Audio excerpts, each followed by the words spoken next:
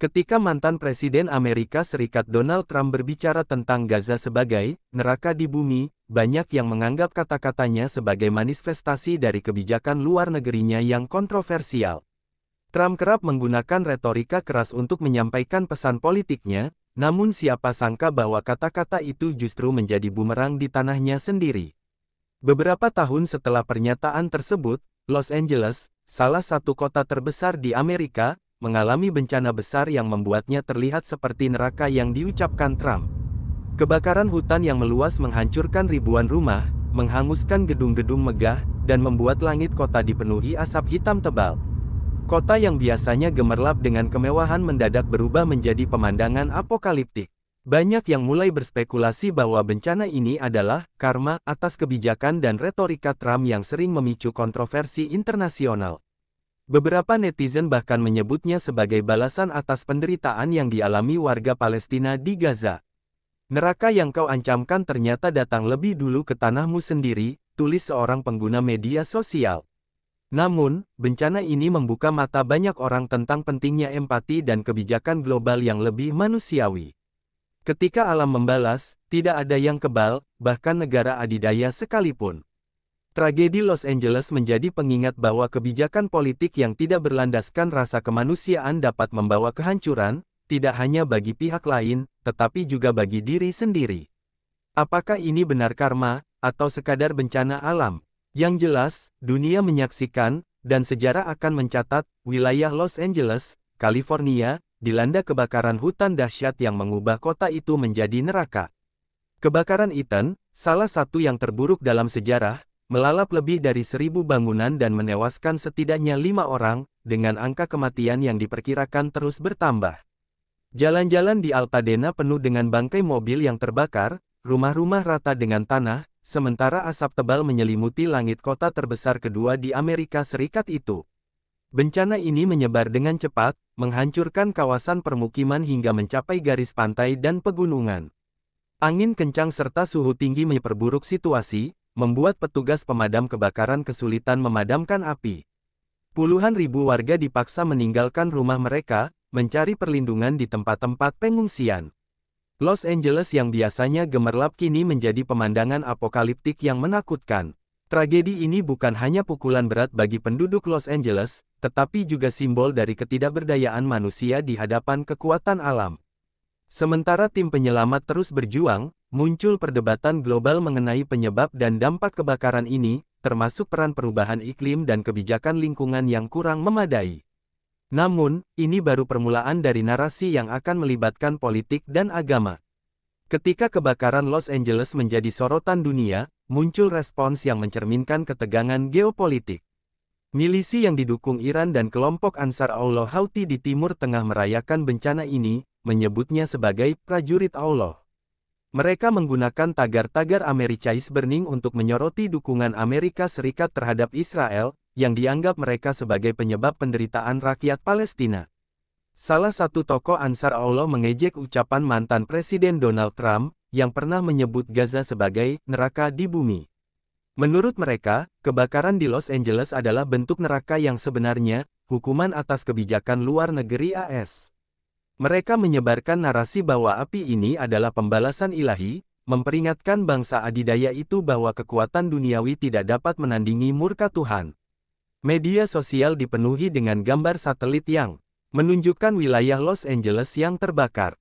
Para pendukung narasi ini menambahkan ayat-ayat Al-Quran tentang hukuman Allah terhadap orang-orang yang zalim, memperkuat pesan bahwa bencana ini adalah tanda kebesaran Tuhan. Mereka membakar Palestina dengan senjata mereka, dan kini, tanah mereka sendiri dilahap api, tulis seorang pengguna di Telegram.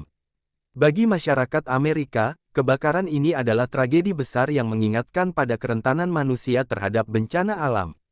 Namun, di luar negeri, banyak pihak memanfaatkan situasi ini untuk menyoroti hubungan antara kebijakan luar negeri AS dan penderitaan global.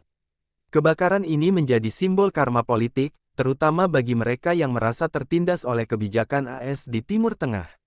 Banyak yang bertanya-tanya, apakah ini sekadar bencana alam yang dipicu oleh perubahan iklim, atau ada pesan moral yang lebih besar di baliknya? Narasi bahwa ini adalah hukuman Tuhan semakin memperkuat pandangan bahwa setiap tindakan besar memiliki konsekuensi. Di sisi lain, tragedi ini juga menjadi refleksi tentang bagaimana bencana dapat digunakan sebagai alat propaganda untuk memperdalam konflik politik dan agama. Los Angeles, yang kini terbakar, menjadi panggung bagi renungan global tentang tanggung jawab manusia terhadap lingkungan dan keadilan internasional. Api ini tidak hanya membakar gedung-gedung dan rumah, tetapi juga menyulut debat tentang bagaimana dunia memandang keadilan, karma, dan hubungan antar bangsa. Pernyataan Trump tentang Gaza sebagai neraka di bumi kini terasa ironis, mengingat neraka serupa telah melanda tanah airnya sendiri. Tragedi Los Angeles menunjukkan bahwa bahkan negara adidaya tidak kebal terhadap kekuatan alam. Namun, lebih dari sekadar bencana, ini adalah pengingat bahwa kebijakan yang arogan dan tidak manusiawi dapat membawa dampak yang tak terduga. Banyak pihak melihat kejadian ini sebagai tanda bahwa dunia membutuhkan empati yang lebih besar dalam kebijakan internasional. Amerika, yang selama ini dianggap sebagai simbol kekuatan, kini menghadapi kenyataan pahit bahwa alam tidak memandang kekuatan militer atau kekayaan. Tragedi ini memaksa dunia untuk merenungkan bahwa kesombongan manusia hanya akan membawa kehancuran. Di tengah abu dan asap, muncul pelajaran bahwa tindakan yang tidak adil terhadap satu pihak dapat berdampak pada pihak lain. Kebakaran Los Angeles mengingatkan bahwa hubungan manusia dengan alam dan sesama bangsa tidak dapat diabaikan begitu saja. Mungkin ini bukan hukuman Tuhan atau karma, tetapi sebuah peringatan keras untuk semua manusia. Dalam suasana tegang di sebuah apartemen kecil di pinggiran kota, seorang pria bernama Kasim, pendukung Hamas dan simpatisan kelompok jihad, merancang narasi visual untuk mengobarkan semangat para pengikutnya. Ia mencari gambar-gambar dari Los Angeles yang porak-poranda akibat kebakaran hutan, dan memadukannya dengan foto-foto serangan di jalur Gaza. Kata-kata ini akan membuat mereka berpikir, bisiknya, saat mengetik keterangan foto yang tajam dan membakar emosi. Sementara Los Angeles berkutat dengan api yang tak terkendali, Gaza menghadapi bom-bom yang meledak tanpa henti. Dua tempat yang jauh ini menjadi cerminan dari bencana, namun dengan sebab yang berbeda. Kasim menggunakan simbolisme ini untuk menyampaikan pesan bahwa kehancuran di Amerika bukanlah kecelakaan semata, melainkan tangan Allah yang memperingatkan mereka. Unggahan Kasim menjadi viral di platform media sosial tertentu. Para simpatisan dan oposisi berdebat di kolom komentar. Sementara beberapa orang mendukung pesan tersebut, banyak juga yang mengecamnya sebagai upaya memperkeruh suasana. Hashtag baru bermunculan, dan perang informasi di dunia maya menjadi tak terhindarkan. Seorang jurnalis independen bernama Leila melihat unggahan Kasim. Dia memutuskan untuk menyelidiki asal-usul klaim tersebut. Leila mewawancarai korban kebakaran hutan di Los Angeles dan keluarga yang kehilangan tempat tinggal di Gaza. Ia mencoba menggali kebenaran di balik retorika yang disebarkan oleh kelompok ekstremis. Leila mengungkapkan hasil investigasinya dalam sebuah artikel panjang. Ia menggambarkan bahwa penderitaan manusia melampaui batas negara, agama, dan politik. Namun, narasi damainya tenggelam di tengah polarisasi yang semakin memburuk. Kasim, yang marah karena pesannya dianggap salah arah, mulai merencanakan langkah berikutnya untuk menegaskan keyakinannya. Pihak keamanan Amerika dan intelijen Timur Tengah mulai melacak jejak Kasim. Mereka menemukan jaringan kecil yang ia gunakan untuk menyebarkan propaganda dan menghasut tindakan kekerasan. Sementara itu, Kasim mendekati simpatisan HTS di Suriah untuk memperluas pengaruhnya melalui dunia.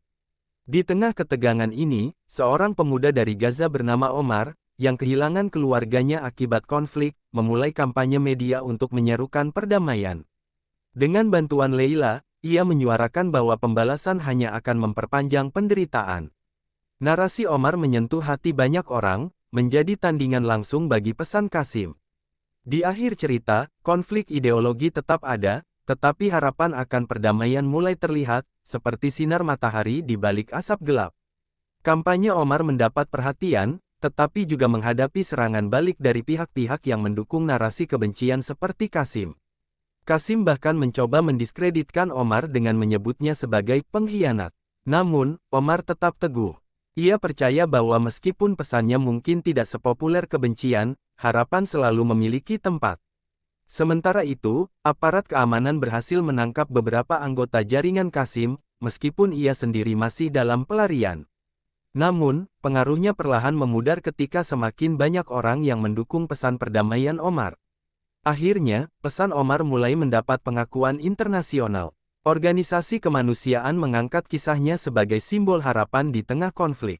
Leila, yang terus mendukung Omar, merasa bahwa perjuangan mereka mulai menunjukkan hasil. Qasim, di tempat persembunyiannya, hanya bisa menyaksikan dari jauh. Ia sadar bahwa dunia sedang berubah, meskipun ia masih menolak untuk menerimanya. Sementara itu, Omar terus berbicara, menjadi suara bagi mereka yang memilih cinta daripada kebencian. Di tengah kegelapan, secercah cahaya mulai tumbuh, menyinari jalan menuju perdamaian.